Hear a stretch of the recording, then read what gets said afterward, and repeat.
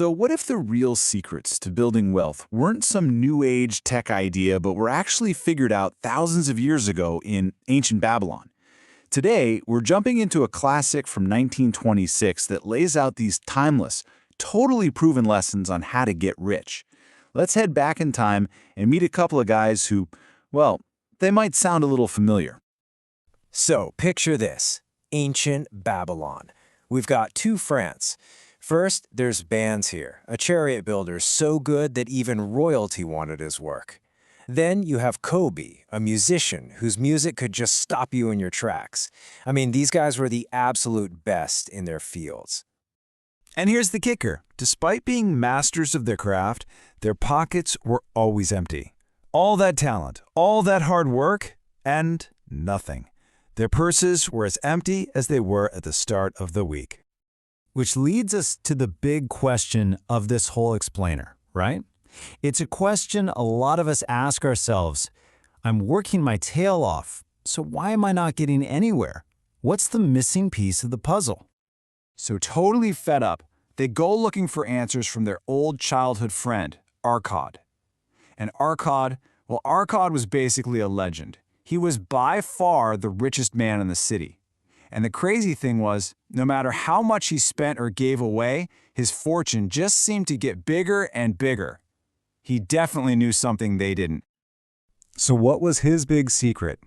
Arcad told them that he started out just like them, a poor scribe with nothing. He learned the secret from a rich man who gave him this one powerful idea in exchange for some work. That's it. One single decision, a change in mindset, that was the tiny seed that grew into his massive fortune. And that one simple idea, that is the very first and honestly the most important law of gold. It sounds almost too simple, but you'll see its power is just immense. So what part is yours to keep? Arcad laid it out crystal clear. No less than 1/10. That's it. 10% of everything that comes in your door belongs to you. It's not for your landlord, not for the person you buy food from. It is for you and for your future. Now, the really important thing to get here is the timing. This isn't about saving whatever's left over at the end of the month. Because let's be honest, that's usually nothing. No, this is about taking that 10% off the top the second you get paid.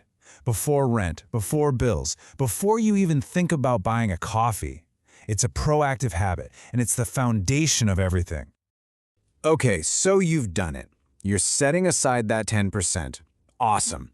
But just having a pile of money sitting there isn't the goal. That pile doesn't grow by itself.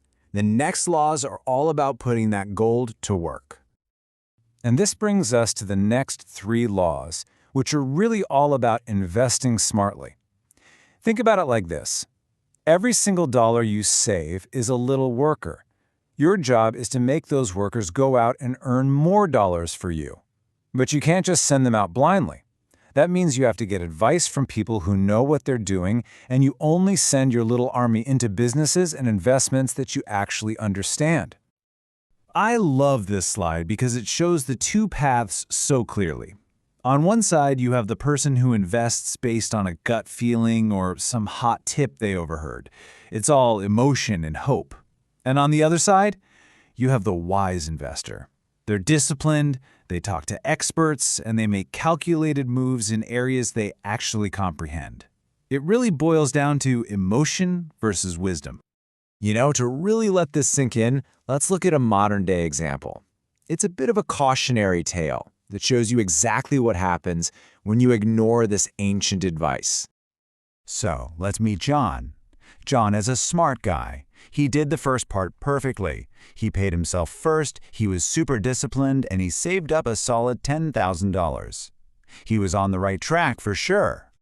But then, John got impatient. He thought he found a shortcut. He overheard some people talking about a stock that was a sure thing, guaranteed to shoot to the moon. He didn't really get what the company did, but the hype, it was contagious. So he broke 2 laws at once. He didn't get any wise advice, and he jumped into something he knew nothing about. And the result? Just 2 months later, his 10 grand had evaporated. It was down to just $500. Almost a full year of careful, disciplined saving just gone. Wiped out by one dumb decision. And this is where John, in his panic, makes the last big mistake. He abandons any kind of strategy and just gets desperate. He tries to force a win, to chase impossible returns through gambling.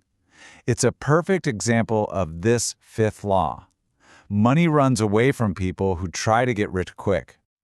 John's story is a tough one, but it's such a clear reminder that these old laws aren't just cute stories. They're like guardrails. They protect our money from our own worst impulses. So let's bring it all home and review this timeless path. So here they are, the 5 timeless laws of gold. First, keep at least 10%. That's the foundation Arcad built everything on. Second, make that money work for you. Build an army of earnings. Third and fourth, invest with your head, not your gut. Get expert advice and stick to what you know. Those are the ones John totally ignored. And finally, number 5, don't chase those crazy get-rich-quick schemes. It's a simple path, but that doesn't mean it's easy. Look, these lessons have been around forever for a reason. They just work. The same ideas that built huge fortunes in Babylon can build your financial security today. So really, the only question left is the one that started it all. What part of what you earn will you decide is yours to keep?